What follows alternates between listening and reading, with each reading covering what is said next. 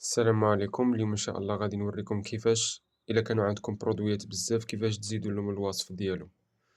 طريقه سهله بلا ما تبقى دابا ساعه تكتب بيدك. بقى معايا. دابا مثلا عندنا هذا الايفون هذا 13 لهنايا، بغينا نكتبوا مثلا شي وصف لهذا المنتوج هذا. غادي نجي كاملين بينا عندنا تشات جي بي تي، غادي نجي لهنايا ندخل تشات جي بي تي، غادي نعمل هاد بليس، غادي نعمل فوتو وغنختار التصويره ديال البرودوي اللي عندي، غادي نزيدها،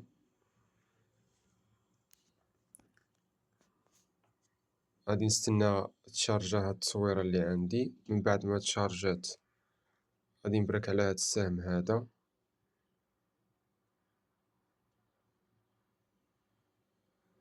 ما علينا. من بعد ما تشارجات هاد التصويره هادي غادي نكليك على هاد البوطون هذا.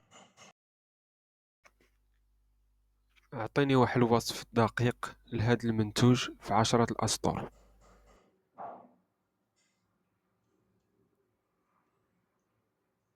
صافي كيف ما كتشوفوا هنايا هو الوصف، عطانا الوصف ديالنا. غادي نجيو لهنايا، غادي نكليك نبقاو تاكين هنايا مزيان، وغادي نعملو كوبي ونجيو لهنا نرجعو للواتساب ديالنا ونرجعو لبلاصه فين هي المنتوج ونكليكيو هنايا ايديت ونجيو لهنايا الديسكريبشن ونعملو اونغوجيستري.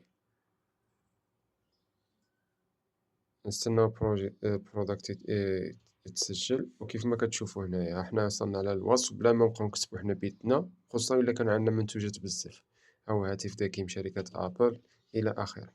وشكرا.